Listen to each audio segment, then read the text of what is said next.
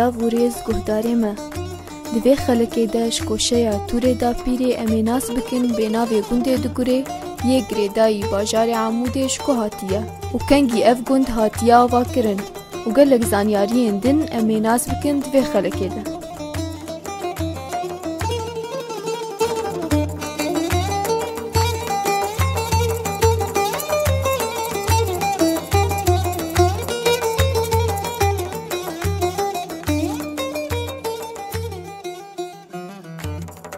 گنده دگوره 16 کیلومتر دوری باجار عمودیه او گنده کی کبناره ده سال 1928 ده هاتیه آوا کرن.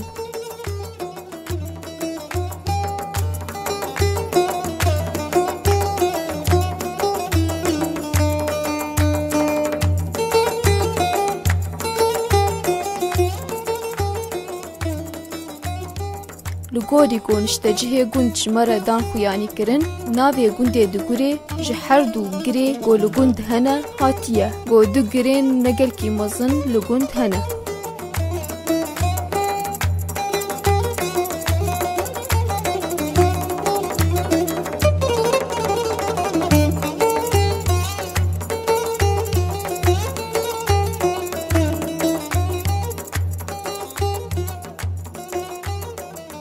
کرد نزیدی لگنده دگوره دجین او جه عشیرین پیر شیخ و مرید بکدین.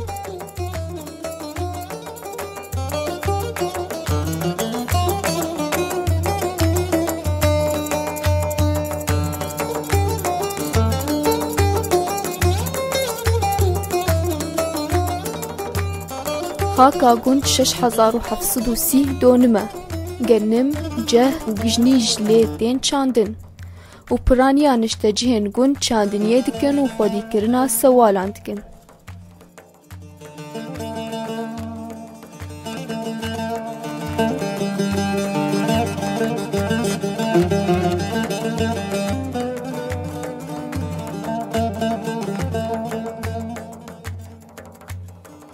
جهیلا خوندنی و دبستانک ده سال 1958 ده لگوند هات آوا کرن. پرانیات شاگردان دکهین آستین بلند ده خوندنی ده.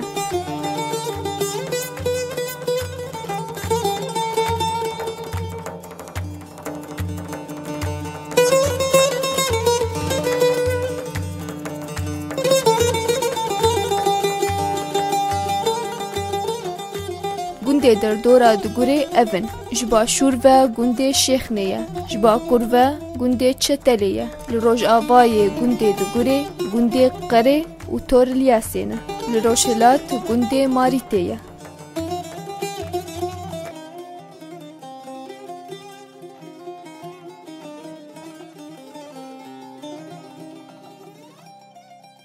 في نقطة أخرى يقول الكاتب إن ما يصنعه الإنسان هو أعظم من الإنسان، إن أفكاره ومثله وعقائده هي دائما وفي التاريخ كله أطيب وأنظف وأزكى منه مع أنه خالقها. كم هو غير منطقي أن يكون المخلوق أعظم من الخالق، ثم لا يستطيع هذا المخلوق الكبير أن يغير خالقه الصغير. ما أعظم أن يصنع الإنسان نفسه بالأسلوب الذي يصنع به حضارته وأدواتها، حيث كانت عبقرية الإنسان أن يخلق الأشياء على نموذج نقائصه، لا أن يخلق نفسه على نموذج نظرية مثالية ليصبح بلا نقائص، ليصبح شيئا فوق نفسه.